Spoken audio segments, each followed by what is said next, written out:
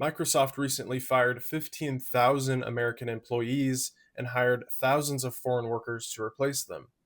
Other big tech companies are outsourcing 200,000 jobs overseas each year. Imagine you spent 20 years at a company, you're laid off, and you're told to train your cheaper replacement. Your supervisor tells you, we can replace you with 5 people and still save money. Hundreds of your coworkers receive that same notice and are silenced by legal agreements not to speak out. It's not just happening to your company, hundreds of thousands of people in tech, finance, and healthcare are receiving the same notices every year. So that raises the question, is this a one off fluke or is this something way more systemic? This is an argument for the American worker and less about the immigration aspect of it. And this goes for anyone watching this that isn't American.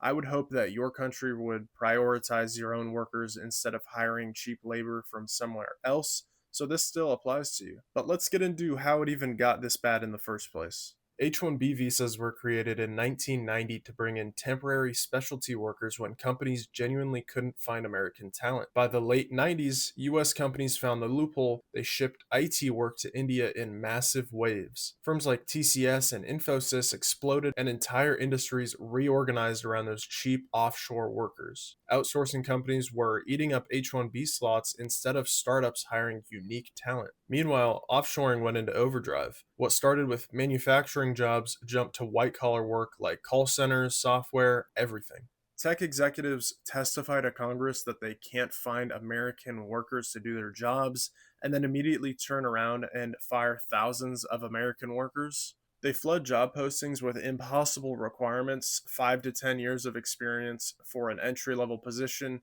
and then when no Americans qualify, they can point to Congress and say, we couldn't hire anybody.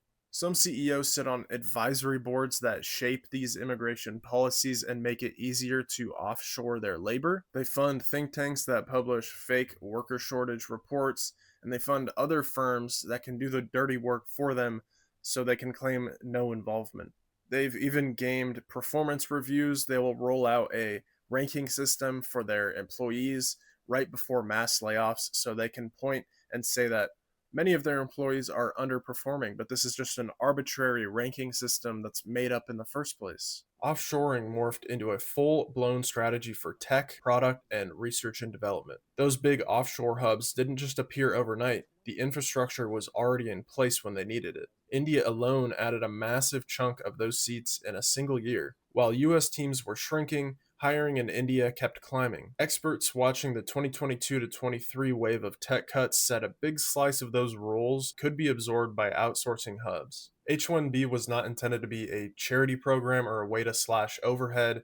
The visa was framed as a way to bring in specialty talent that Americans couldn't do. But over time, it's been folded into the corporate toolbox to lower their costs. Companies are posting fake job ads that technically meet the visa requirement but are never meant for American workers, and they bury these in newspaper ads or email chains so that they can claim that they tried to hire an American worker, but in reality, it was never meant to be even seen by Americans. CEOs are not just passively standing by during all of this.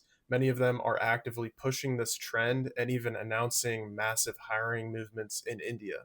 Microsoft's leadership has openly backed huge hiring efforts in India, and SAP's CEO said they'll hire over proportionally in India for R&D and AI. It's a strategy to show investors they'll soon have lower costs and have a bigger talent pool. When a CEO says, we'll build it in India, it means more money coming in. Big tech CEOs and industry groups routinely push for immigration rules and visa policies that make it easier to move people around because it lowers friction for staffing. That's why lawmakers are starting to ask tough questions about the simultaneous layoffs and outsourcing. One of the overlooked issues with these foreign hirings is that it directly pushes down American wages. If you can hire someone for a fraction of the cost from overseas, that will gradually push down the market rate for a specific position.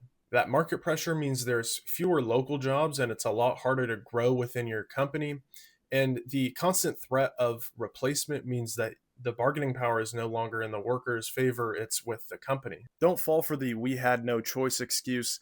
These are decisions that are decisively made for profit at the cost of the community. Let's be honest, the integrity of American jobs and our well being is not an abstract policy debate here. When companies sell off their jobs to the lowest bidder, it hurts the working middle class. It has a direct effect on STEM careers. Kids would hear that STEM or computer science is your ticket to success, but now that looks a lot different. Kids that are graduating from college see a much different path ahead of them than in previous generations. This dynamic discourages American workers from entering those tech or science fields, and that is a national problem for everyone, even if you're not involved in those industries.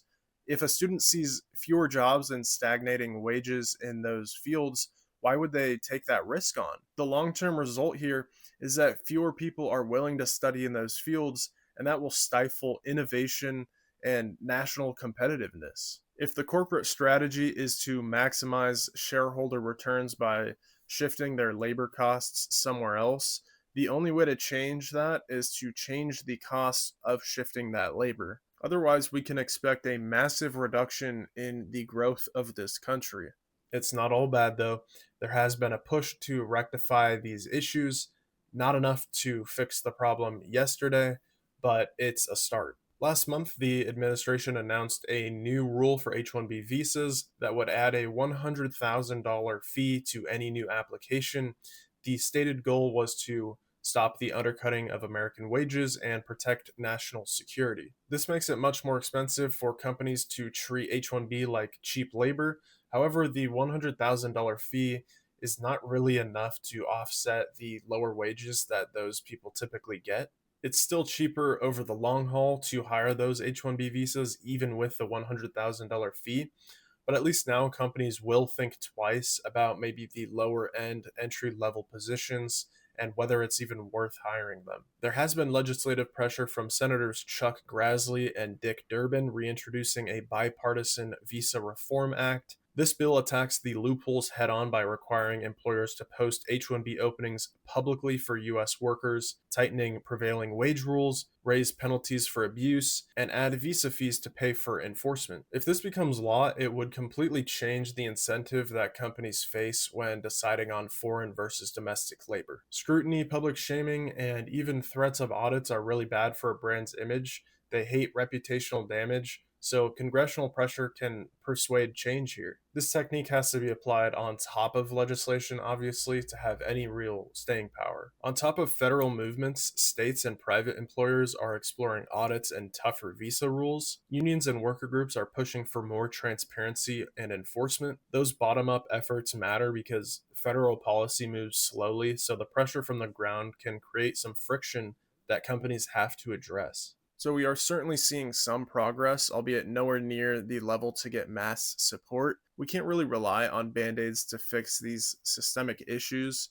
Significant guardrails need to be implemented to completely cut outsourcing as an option, and assurance that every H-1B visa holder is someone that could not be hired domestically.